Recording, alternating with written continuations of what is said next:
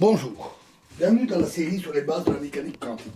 Donc, nous avons vu en détail l'expérience de Young avec les électrons. Réfléchissons à ce qu'on peut en conclure. Alors, d'abord, l'électron est-il une onde ou un corpuscule? C'est impossible de le dire. Tout cela est d'ailleurs profondément logique. L'électron se comporte apparemment comme une onde avec des figures d'interférence lorsqu'il se propage. Mais dès qu'il interagit avec quelque chose, l'impact sur l'écran, choc avec des photons, alors il se comporte comme un corpuscule. Si nous forçons ce comportement corpusculaire, en essayant de connaître à tout prix par quelle fente l'électron est passé, alors l'électron obéit et il se comporte comme effectivement comme un corpuscule, sans figure d'interférence. C'est inévitable, car un simple argument de comptage et une addition, comme on l'a vu dans le cas où on mesurait exactement par où passaient les électrons, montre que dans ce cas, on ne peut pas avoir de figure d'interférence. Mais comment l'électron et la lumière, les photons aussi, comment l'électron peut-il être à la fois une onde et un corpuscule? C'est a priori impossible.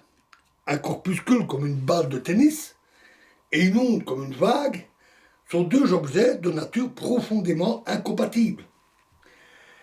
Ce que confirment d'ailleurs les expériences précédentes, où le comportement corpusculaire, le passage par une et une seule fente, et le comportement ondulatoire, les interférentes, s'excluent mutuellement. Lorsqu'on force un électron à être un corpuscule, il cesse automatiquement d'être une onde. Est-il tantôt une onde, tantôt un corpuscule? Selon quels critères? Une onde est répartie, tandis qu'un corpuscule est bien localisé. Si l'électron se comporte comme une onde, qu'est-ce qui décide de l'endroit précis où il devient un corpuscule? C'est une question qui reste encore à éclaircir.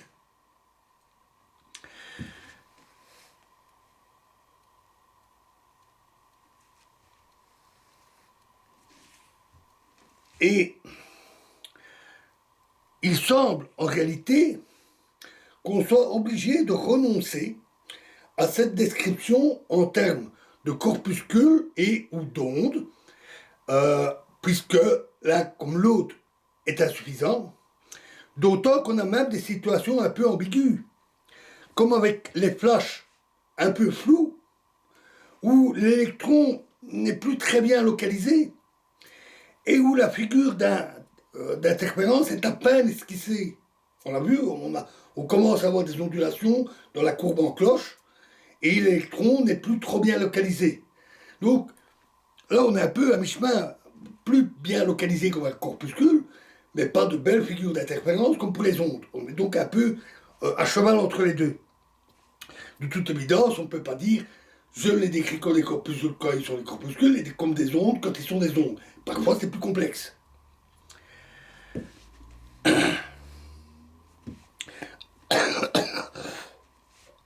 Alors, bien sûr, des analogies en termes d'ondes et de corpuscules sont encore parfois utiles dans les raisonnements, mais il faut être extrêmement prudent.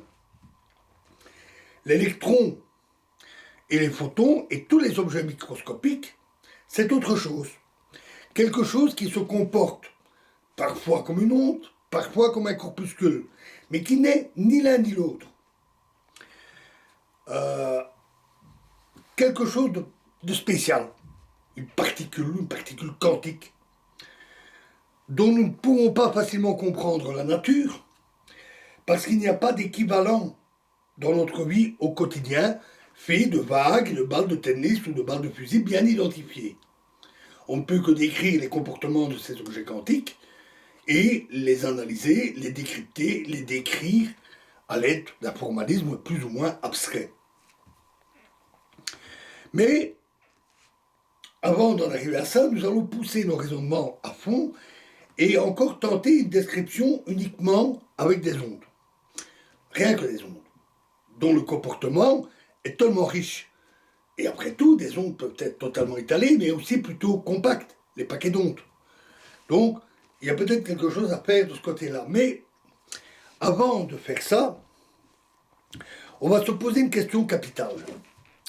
Comment se fait-il que des particules très petites se comportent de manière si bizarre et pas des objets plus gros comme les balles de fusil? Pourquoi les balles de fusil, qui sont de grosses particules, pourquoi ne se comportent-elles pas comme nos électrons? Où est la frontière entre petit et gros? À quel moment une particule n'est-elle plus quantique et devient-elle classique? En réalité, le passage du monde quantique au monde classique est assez complexe et nécessite une bonne maîtrise de la mécanique quantique et de beaucoup de ses aspects étranges.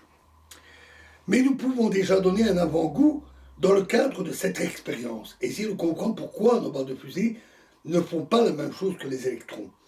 Et nous verrons ça plus en détail dans la prochaine vidéo. Je vous remercie.